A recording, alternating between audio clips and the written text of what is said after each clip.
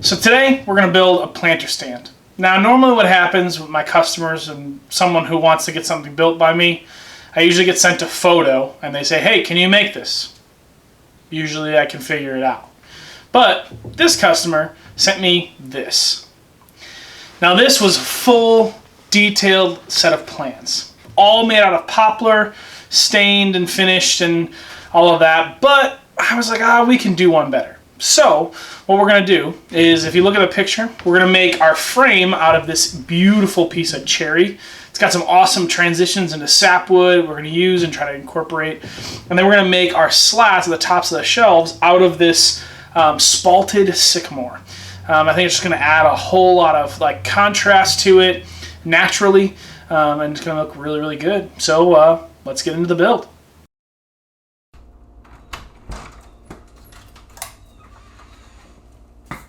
Hey, my name is Joe. Welcome to Shepherd's Workbench.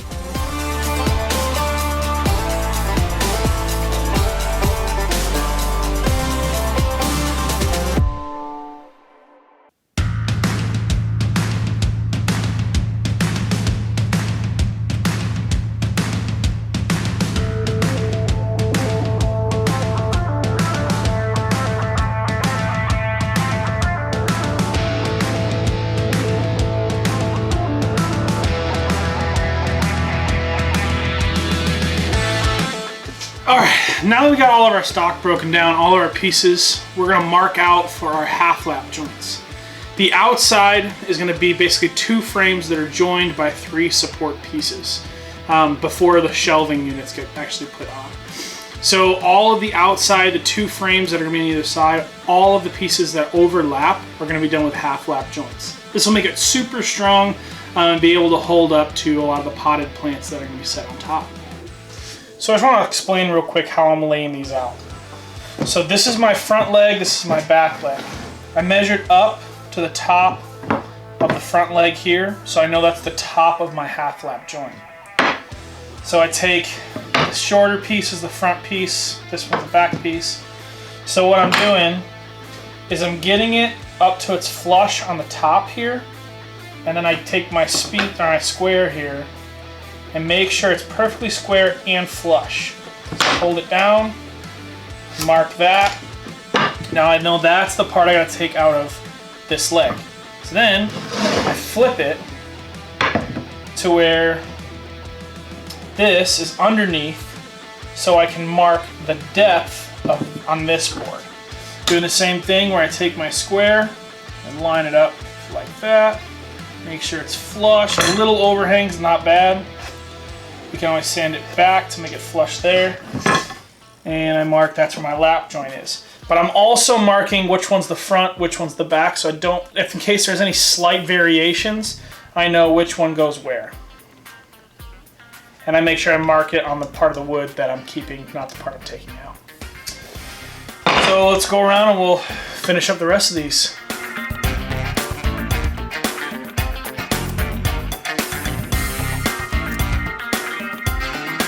Alright, so while we have our single blade in here, I'm going to cut just that outside edge of our lines. So now when we put our dado stack in there, we have a nice clean line that I know is going to be right where we marked it out and did all of our layouts.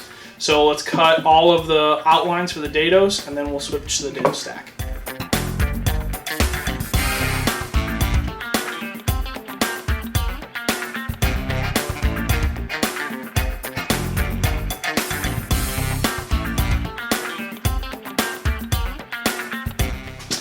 Alright, so now you can kind of see how these things are going to come together.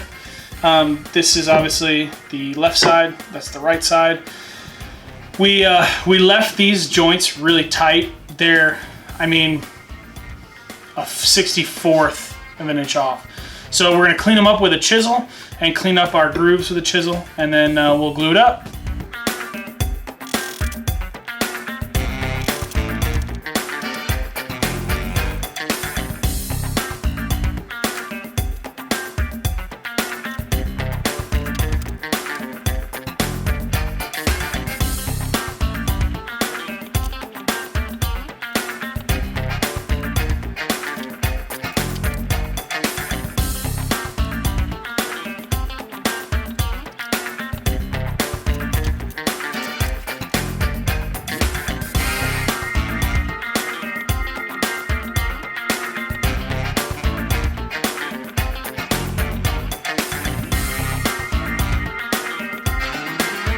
All right, so we got all of our pieces sanded down. They're ready to go. I added a small chamfer on the bottom of these legs, so that way if they're moving around, it doesn't bust out the grain in case it's on a hardwood. So we got it all sanded, ready to go. What we're gonna do next, we're gonna mark out a roundover on our top pieces over there, and then we're gonna measure for our mortise that's gonna hold the tenon that'll go across, that'll hold all the hanging plants.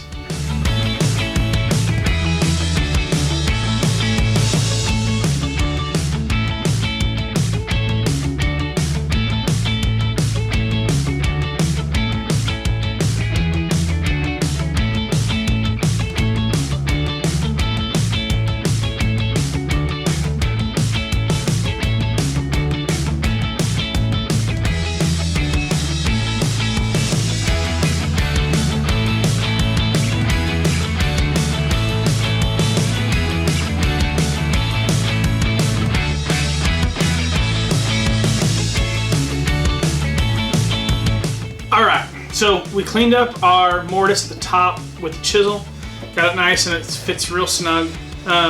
So next we're going to do a bottom rail. So because of the wood and movement and all of that stuff, this is going to warp and twist, and so this back one kind of bows out a little bit. So we're going to fix that. We got these bottom rails where our shelves are going to attach to. Now this side was 19 1/8 wide. This side was 19 11/16. So we're off by quite a bit. What we're gonna do is I want to I'm gonna glue this on each individual piece and snug it up. So in that way, when we put this in, it'll hold the pieces in the right orientation, and this piece will come in front and it will hide the end grain of this bottom round. So let's go ahead and glue this up.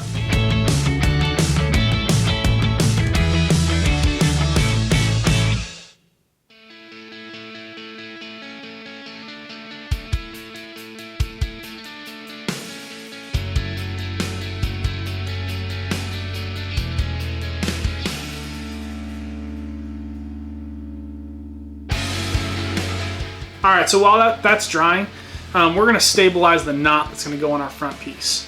I think the knot looks super cool, and I wanna highlight it by having it face out, but I don't want it to crack later on. So we're just gonna be using some JB Weld 5-minute epoxy. It comes in 2 parts. Never used it before, but we're gonna see how it works. What I did is I took some masking tape and put it down on my workbench to mix it. So we're gonna mix up the epoxy, put it in the knot, and let it dry. So let's give it a shot.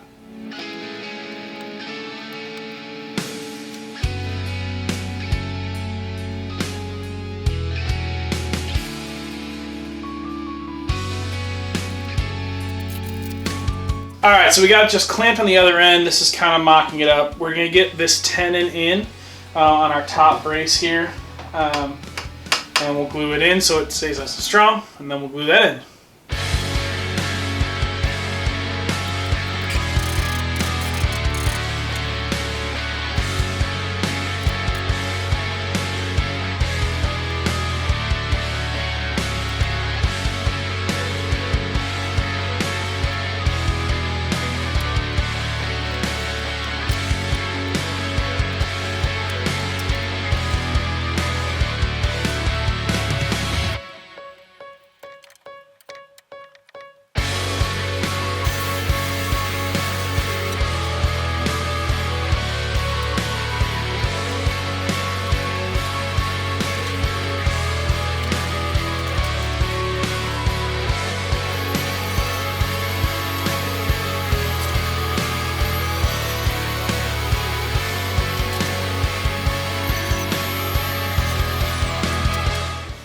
So, you know how everybody always says, measure twice, cut once?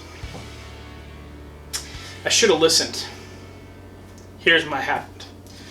So I cut down all of our spalted sycamore, and I thought, you know, I know the dimension between the two is 25.5, because that bottom rail is 25.5. I wanted to mount them on top of here. And I literally used all of the spalted sycamore that I have. So I had to call an audible. I glued in these little cleats here that I go on the inside of them. I put a little miter. I don't know if you can see that here.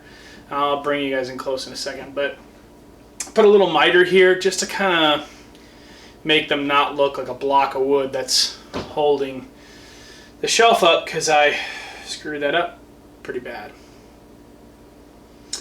But nothing I can do about it now, so here we are. We got all of our spalted sycamore cut. You see I put some blue tape on there. You know what that means? Epoxy. I gotta fill the knot.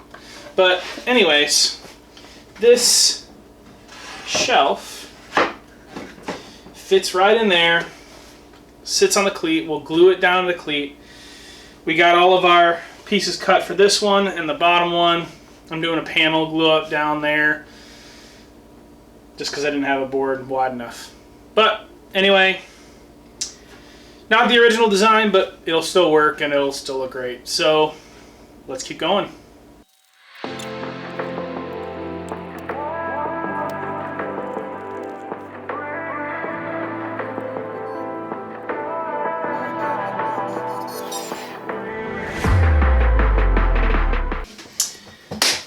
All right, so we learned a lesson today. I thought epoxy is epoxy, right? Wrong. Not all epoxies are created equal. This is what I used to fill these knot holes. It says it sets up in 30 minutes and it cures in 12 hours. 24 hours later, we were still gooey. So I decided, well, it was real cloudy. I wasn't super worried about it because it's just filling knots, you know, whatever. This sucks. It's not working great, and it may be because I did not use it for its intended purpose. I'll acknowledge that. Does JB Weld Wood Restore Premium Liquid Epoxy work great for countertop? Maybe. Is it really liquid? No. I mixed it together, and it was like, it literally was like mixing 5-minute epoxy. It was super goopy, and it didn't like run. So what I tried doing is I tried taking my chisel at first, just to kind of get as much off as possible, because it was pretty piled up on top. That didn't work out so well. So I took my block plane and I shaved a bunch off. That worked better. But I'm realizing this is going to be a lot of work to get all of this epoxy out. What I'll probably do is I've got down enough with the block plane where I could probably should just take some 80 grit sandpaper, get as much off as possible, and then work up in the grits to get it back to where it's at. Everything needed to be sanded anyway, but just so you are aware, if you're planning on doing things like this, big, thick knot holes, make sure you buy epoxy that's made to do that. Okay, so don't make my mistake. Buy West Systems or Total Boat or something. I didn't do that because, one, I'm cheap, and two, I didn't feel like buying something online. So I bought this at the home center because it's the only epoxy they had. So we're going to try to salvage this project and see how it goes. All right, we got it all glued up and out of clamps. It's ready for finish. Actually, Joe, you didn't record the glue up. What do you mean you weren't recording? I mean you didn't hit the record button. No, you weren't recording. No, you didn't hit the little red button. That's it. You're fired. Fine. I didn't need this job anyway. It's hard to find good help these days. Uh-huh. Yeah? What do you mean I can't fire him? He's me? Get out of here. Fine. That was HR. I can't fire him. I guess we'll just finish the project and reevaluate. Anyways, we're going to be finishing this off with some water-based polyacrylic. This is a clear matte finish. I wanted to keep kind of the that dull sheen to it, and so we went with the clear matte. We'll just paint it on, and you'll see it here in a second. Like right, and like that. It's done. Let's go deliver it.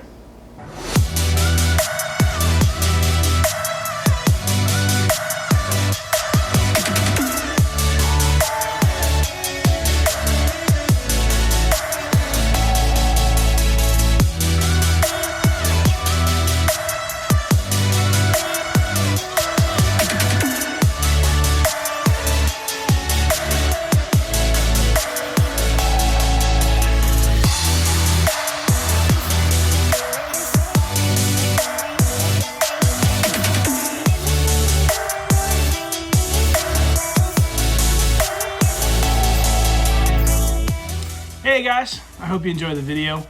If you like this video, please hit that thumbs up button and subscribe to the channel if you want to see some more videos like this.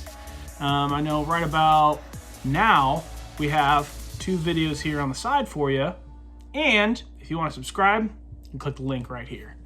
Anyway guys, thanks for joining us on Shepherd's Workbench. We'll see you later.